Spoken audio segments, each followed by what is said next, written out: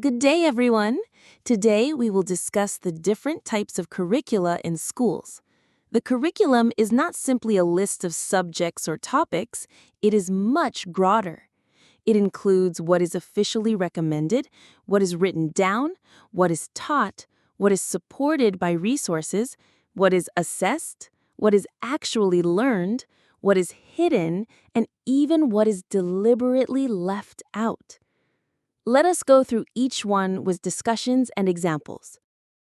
The recommended curriculum is the one endorsed by experts, scholars, professional organizations, and government agencies. It provides the big picture of what education ought to be and what knowledge, skills, and values students should acquire. It is often found in memoranda, official policies, or standards. For example, in basic education, the Matatag curriculum of DepEd outlines the learning competencies for each grade level. In higher education, CHED issues memoranda that serve as program standards, such as CHED Memorandum Order CMO number 75 for the Bachelor of Secondary Education. These recommendations are not the classroom lessons themselves, but serve as the basis for schools to craft their own programs. The written curriculum translates these recommendations into more concrete forms. It includes the educational goals, specific objectives, subject matter, and corresponding learning activities and assessments.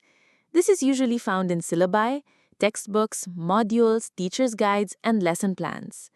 For example, if CHED requires that education students should learn classroom assessment, the written curriculum would be a course syllabus in assessment of student learning that contains the topics on formative and summative assessment, rubrics, and grading systems. Another example is a module distributed during distance learning that presents the objectives, lessons, activities, and exercises students need to complete. This is the curriculum that both teachers and learners can see and use as a guide. The taught curriculum is what actually takes place during instruction. It is the written curriculum put into action by teachers. It involves the teacher's strategies, methods, and use of resources to help students learn. For example, a written curriculum may say, define fractions.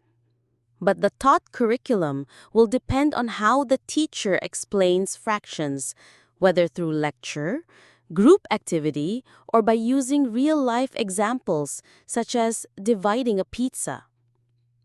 In another case, an English teacher may use a debate activity to teach persuasive writing.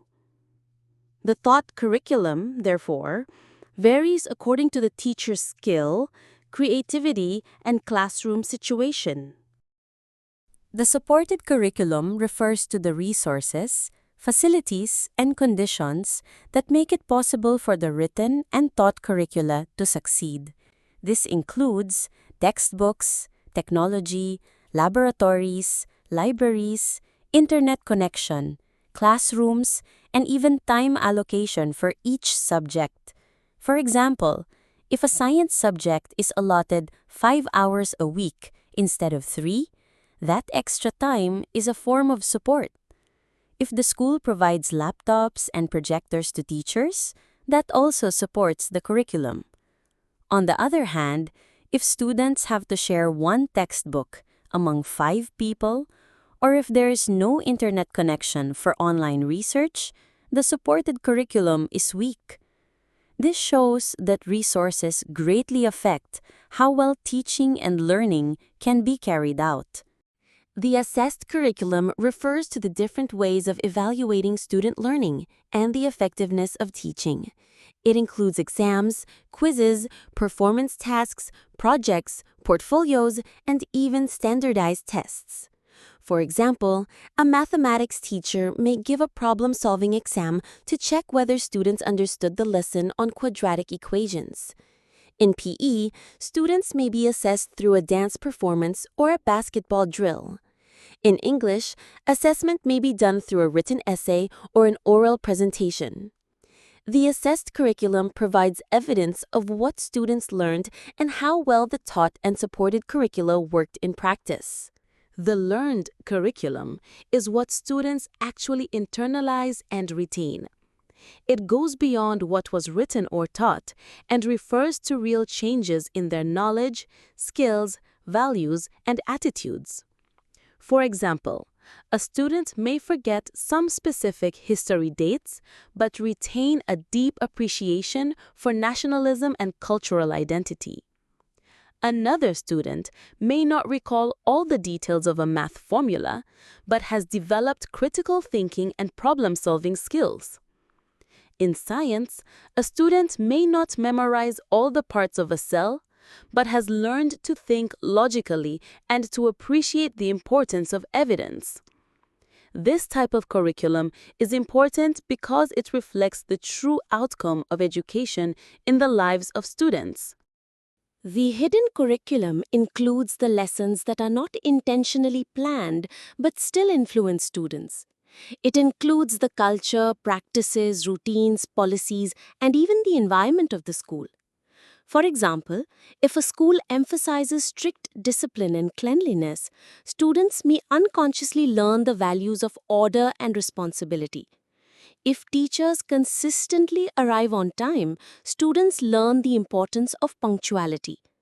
On the other hand, if the school tolerates bullying or unfair practices, students may absorb negative values such as disrespect or inequality. Another example is when group work is frequently required. Students learn teamwork and cooperation even if those are not listed in the syllabus. The hidden curriculum often has a lasting effect on students' behavior and mindset. The no curriculum refers to what is deliberately left out or not taught in schools. The omission itself sends a message that the topic is not important. For example, in many schools, financial literacy is not part of the curriculum, which may lead students to graduate without basic money management skills. In some cases, topics like mental health, sex education, or political awareness are excluded, which means learners miss important knowledge that could help them in real life. By deciding what not to include, schools also shape learners' perspectives on what is valuable and what is not. In conclusion, the curriculum is multi-layered. It is recommended by experts, written in documents, taught by teachers, supported by resources, assessed through tests, learned by students, influenced by hidden factors, and limited by what is left out. As teachers, it is important to understand these different dimensions so that we can provide not only lessons, but meaningful experiences that truly transform our learners.